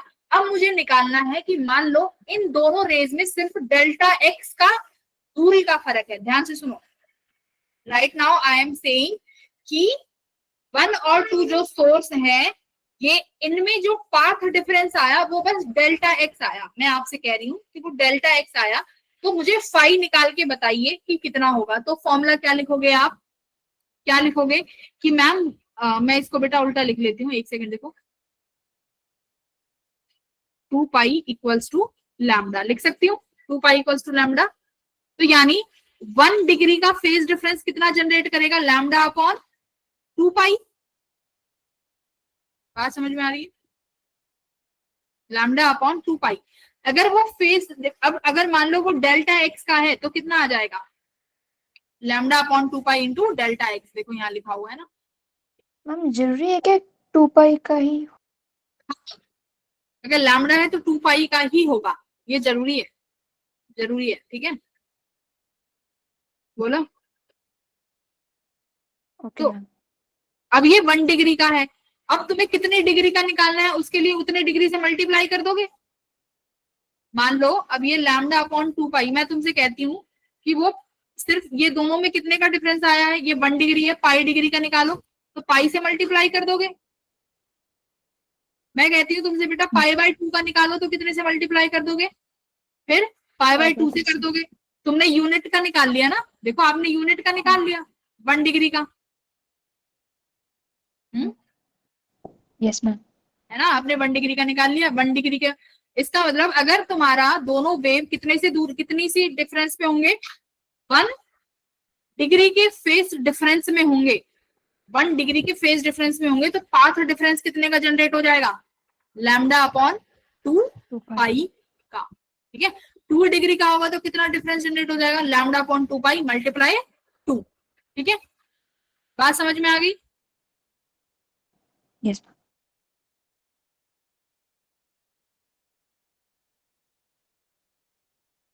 ओके, तो यहाँ देखो क्या लिखा हुआ है, पाथ डिफरेंस। हमने अब पाथ डिफरेंस पढ़ना है, क्या है यहाँ पे पाथ डिफरेंस, जरा देखो। पाथ डिफरेंस निकालना है, फेज डिफरेंस मिल गया, फेज डिफरेंस कितना मिला, 2n पाई, फेज डिफरेंस कितना आया 2n पाई, है ना। अब निकालना है कि पाथ डिफरेंस कितना होना चाहिए कि वेव कैसे इंटरफेयर करे कंस्ट्रक्टिवली। तो कैसे निकालोगे, अभी तुमने सीखा है लैम्डा अपॉन 2 पाई, जितने फाई का चाहिए, जितने फाई का चाहिए उतने से मल्टीप्लाई कर दो। तो डेल्टा एक्स यानी पाथ डिफरेंस किसके बराबर आया, लैम्डा अपॉन 2 पाई मल्टीप्लाई जितने का है, कितने का है भाई 2n पाई, 2n पाई से मल्टीप्लाई कर दूं, बताओ ये मेरा पाथ डिफरेंस आ जाएगा। मेरी बात समझ में आई। Yes ma'am. तो अब यहाँ से बेटा दो कंडीशन क्या क्या याद रखना है, एक तो इंटरफेरेंस क्या होता है, इंटरफेरेंस की कंडीशन, कोहेरेंट और मोनोक्रोमेटिक। तीसरी चीज याद रखनी है कि एम्पलीट्यूड किसके बराबर होगा, 2a cos phi by 2। Intensity जो है एम्पलीट्यूड के स्केयर के बराबर होगी, ये वाला फॉर्मूला याद रखना है। उसके बाद क्या याद रखना है, अगर इंटेंसिटी मैक्सिमम है तो यानी क्या कंडीशन होनी चाहिए, फेज डिफरेंस की, फेज डिफरेंस कितना होना चाहिए बेटा 2n पाई का, 2n याद पाई। रहेगा। ये डायरेक्ट याद करने है, मेरी बात सुन लो, वेव ऑप्टिक्स में पूरा यही पढ़ोगे, कितना होना चाहिए 2n पाई। 2n पाई। अब पाथ डिफरेंस कितने का होना चाहिए, लैम्डा अपॉन 2 पाई बता लैम्डा दिया मैंने अपॉन 2 यूनिट का, यस। लैम्डा अपॉन 2 पाई यूनिट का बता दिया, मल्टीप्लाई कितने से कर दो, फाई से। तो फाई कितना है 2n पाई, तो तुमने फाई से मल्टीप्लाई कर दिया। तो देखो पाथ डिफरेंस कितना आ गया, 2 पाई से 2 पाई कट गया, n लैम्डा, क्या आ गया बेटा n लैम्डा। इसका मतलब अगर तुम्हारा पाथ डिफरेंस लैम्डा है, 2 लैम्डा है, 3 लैम्डा है, 4 लैम्डा है, तो यानी इतने लैम्डा होगा तो कैसे इंटरफेयर करेंगी वेव्स, कैसे इंटरफेयर करेंगी,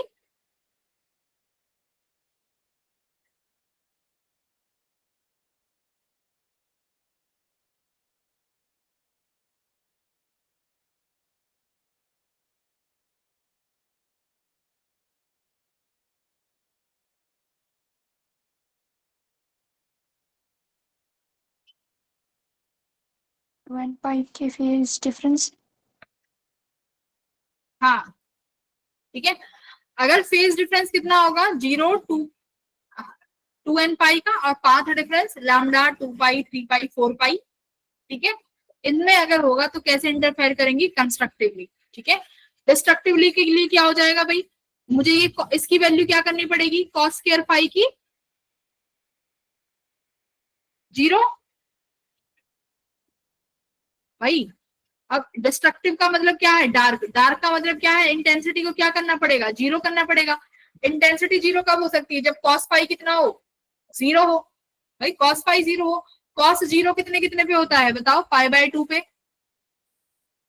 और भाई 90 डिग्री पे कॉस 0 होता है ना, कॉस 90 पे, यस मैम। और कितने पे 0 होता है 270। 270। तो अब देखो अगर मेरे को फेज डिफरेंस कितना चाहिए होगा, 2n प्लस 1 पाई, 2n प्लस 1 पाई कर दो, 2n की वैल्यू क्या रख सकते हो आप, देखो 0 पाई 3 पाई, कितना हो गया ये पाई पे तो कितना हो जाएगा, अच्छा ये 5/2 है ना बेटा, सी दिस इज योर 5/2। तो अगर 5 पाई होगा तो ये क्या लिखोगे तुम, 5/2 लिखोगे ना, बात समझ में आई। ये 3 पाई है तो यानी ये तुम्हारा क्या लिखोगे तुम, 3 पाई/2, क्योंकि ये 5 के नीचे 2 भी लगा हुआ है, देखो जरा यहाँ पे, करेक्ट। तो सिर्फ 5 कितना चाहिए होगा, 2n+1 पाई। 2n+1 पाई कितना हो जाएगा, ये तुम्हारा वो वाला नंबर होगा, ऑड नंबर है ना, 3 पाई, 5 पाई, पाई, 7 पाई, करेक्ट। अपॉन में 2 लग जाएगा। अब ये सारे बताओ, क्या ये सारे 0 डिग्री देंगे, करेक्ट, सारे यस मैम। 0 देंगे। बात समझ में आ गई। Yes, ma'am. Yes ma'am. हाँ, अब पहले वाले में क्या था, पहले वाले में देखो ये सारे कैसे नंबर थे, इवन, यानी ये कितना होगा, 0, 2 पाई, 4 पाई, 6 पाई, क्यों, क्योंकि अपॉन में 2 भी है बेटा, देखो अपॉन में 2 भी है। तो ये पाई जब बनेगा, ये जब यहाँ से 2 पाई बनेगा, ये यहाँ से कितना बनेगा, अच्छा एक सेकंड, एन की वैल्यू इंटीजर रखनी है ना, तो ये इंटीजर वैल्यू होनी चाहिए ऊपर वाली, और नीचे वाली अपनी ऑड वाली। तो इस तरीके से तुम्हारा ये फेज डिफरेंस क्रिएट हो जाएगा। तो ये कंडीशन याद रखना, इसमें 2n+1 पाई होना चाहिए, 5। तो यहाँ से लैम्डा कितना, वो कितना आ जाएगा, देखो लैम्डा अपॉन 2 पाई मल्टीप्लाई 2n+1 है ना, 2n+1 पाई। तो पाई से पाई कट गया तो कितना आया, ये वाली वैल्यू। एन क्या हो सकता है, n should be start from 0। बात समझ में आ गई। Yes ma'am. तो ये दो कंडीशन याद रखनी है इंटरफेरेंस की, एक तो कंस्ट्रक्टिव और दूसरा डिस्ट्रक्टिव, याद रहेंगी। तो जब Yes, ma'am. इंटरफेरेंस होगा तो इस तरीके से दिखाई देगा, दिखाई दे रहा है, ये ग्रीन ग्रीन यानी ब्राइट, ये डार्क, ये ब्राइट, ये डार्क और ये ब्राइट। बात समझ में आ गई। ma'am. हाँ, फिर हमारा स्टार्ट हो जाता है यंग्स डबल स्लिट एक्सपेरिमेंट। तो YDSC तो हम एक बार कल स्टार्ट करेंगे बेटा, YDSC तो बहुत लेंदी हो जाएगा। आज की क्लास में अगर किसी को कुछ डाउट है तो एक बार पूछ लो, बोलो दसो आज की क्लास का डाउट। नोट्स बनाते चलना, मैं पहले बता रही हूँ कि कंस्ट्रक्टिव के लिए क्या चाहिए। हाँ, क्वेश्चंस कर लेते हैं कुछ, रुको, वेट वेट, क्वेश्चंस करते हैं, कहाँ जा रहे हो।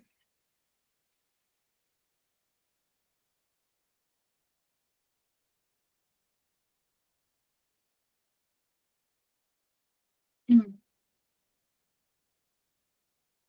सारे यंग्स के ही दे दिए क्या।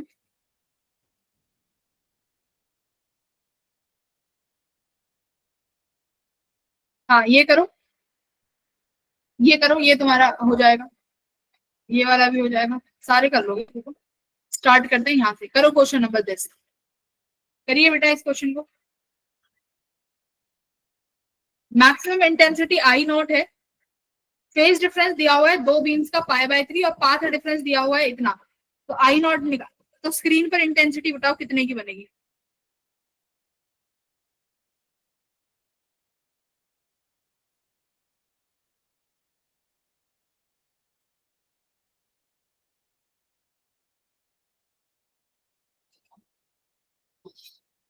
यानी उस पॉइंट पे निकालना है जहां पर दोनों वेव्स के बीच में इतना फेज डिफरेंस जनरेट होगा π/3 का। तो जब π/3 का फेज डिफरेंस जनरेट हुआ तो इंटेंसिटी कितनी मिली, डायरेक्ट फॉर्मूला है इंटेंसिटी का। Yes, ma'am. हाँ करो। Oh,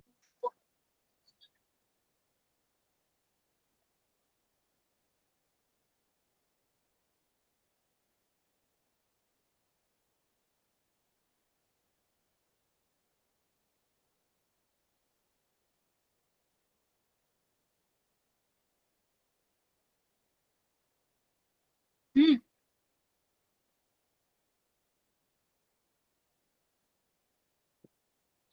करो करो बेटा, आंसर बताओ मेरे को जल्दी से।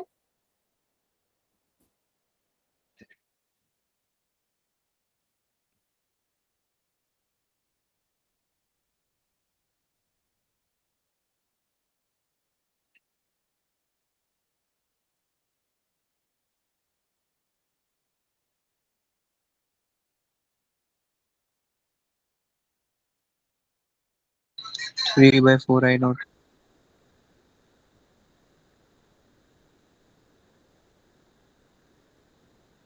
हाँ, हमारे पास इंटेंसिटी का फॉर्मूला क्या था, I equals to I naught cos square pi by 2। ठीक है, तो मैक्सिमम इंटेंसिटी ऑलरेडी कितनी दे रखी है भाई, मैक्सिमम तो आई नॉट है ही।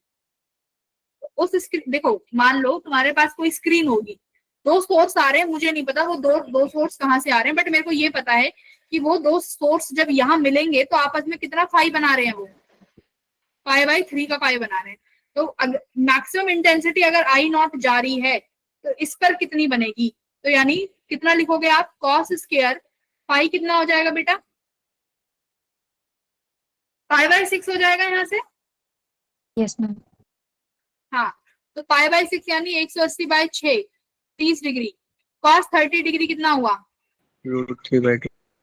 हाँ देखो कॉस 30 डिग्री हुआ तुम्हारा √3/2, बट ये तो कॉस का क्या चढ़ा हुआ है, स्क्वायर, तो भाई √3/2 का स्क्वायर करेंगे ना, तो 3 रूट का स्क्वायर और 2 2 जा 4, तो ये आ गई इंटेंसिटी, आ गई इंटेंसिटी। अगला पक करो, अगला क्या कह रहा है कि पाथ डिफरेंस कितने का है, λ/4 का। करो, पाथ डिफरेंस दिया हुआ है, अब पाथ डिफरेंस से क्या निकाल सकते हो, फेज डिफरेंस। क्या मेरे पास पाथ डिफरेंस से फेज डिफरेंस आ सकता है, अभी सिखाया है। Yes ma'am. अगर 2 पाई होता है तो पूरा लैम्डा बनता है, तो 1 डिस्टेंस से क्या हो जाएगा भाई, 2 pi by lambda multiply by कितने लैम्डा का चाहिए, λ/4 का, तो यानी फाई कितने का जनरेट हुआ भाई, पाई/2 का।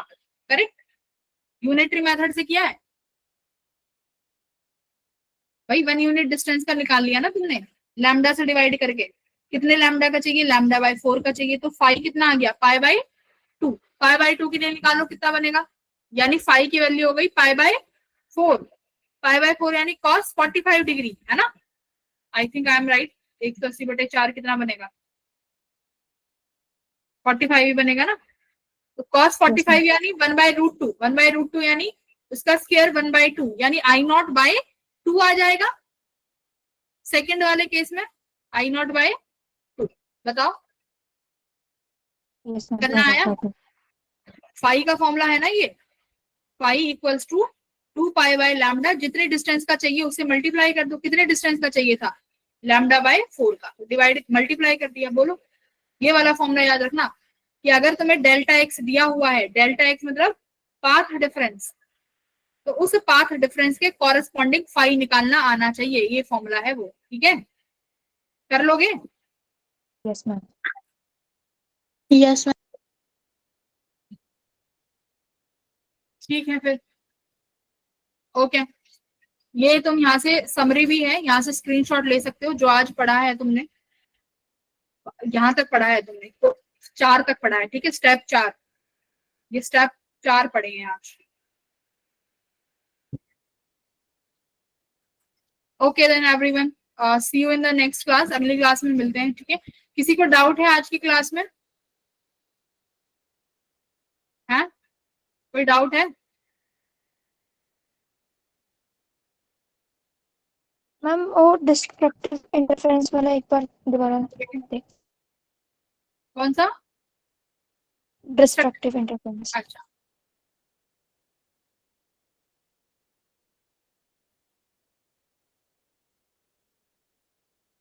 देखो, ये है डिस्ट्रक्टिव की कंडीशन। डिस्ट्रक्टिव में मैंने क्या बोला है भाई, इस कॉस फाई को क्या कर दो, कॉस फाई मतलब डिस्ट्रक्टिव का मतलब डार्क मिलेगा, डार्क का मतलब है इंटेंसिटी 0। ये टर्म 0 कब हो सकती है, जब कॉस फाई क्या हो, कॉस फाई 0 हो, है ना। यानी ये पूरा जो 5/2 है ये क्या होना चाहिए, 0 होना चाहिए। तो ये जब 0 कब होगा, जब टोटल एंगल कितने पे होता है, 90 डिग्री पे, है ना, या इंटीजर मल्टीपल ऑफ 90, जैसे 3π/2 हो गया, 5π/2 हो गया। तो यानी अगर सिर्फ फाई की बात करूं तो 0 पाई 3 पाई, उसके बाद 5वां पाई, यानी ये कैसा होगा, ऑड, है ना, ऑड मल्टीपल होगा। तो इसलिए पाई का ऑड मल्टीपल क्या हुआ, 2n + 1। बात समझ में आई। तो ये फाई की वैल्यू गिवन है, अपॉन में 2 तो फॉर्मूले से लग जाएगा, तो π/2, 3π/2, 7π/2, 5π/2। तो याद रखना अगर कंस्ट्रक्टिव चाहिए तो कैसा होना चाहिए, इंटीजर मल्टीपल, मतलब कैसे, इवन नंबर, 2π, 4π, 6π, 8π, तो क्या मिलेगा, कंस्ट्रक्टिव। अगर डिस्ट्रक्टिव है तो कैसा मिलेगा, ऑड नंबर, डिस्ट्रक्टिव में ऑड मिलेगा फाई का मतलब, ठीक है, यानी पाई, 3π, 5π, 7π। तो तुम्हें ऑड नंबर कैसे डिनोट करते हो, 2n + 1 से, तो यहाँ पे ये इसलिए 2n + 1 पाई है, ठीक है, ऐसे। Yes ma'am. हाँ, तो बस फिर वो डेल्टा एक्स की जगह तुम लैम्डा वो निकाल सकते हो, पाथ डिफरेंस डेल्टा एक्स रख के, ठीक है। तो यहाँ पे एज इट इज उठा के रख दो, तो यहाँ से पाथ डिफरेंस आ जाएगा। एनीवन एल्स, और किसी को कुछ पूछना है? ठीक है, वेरी गुड, चलो then bye everyone, bye. Thank you ma'am.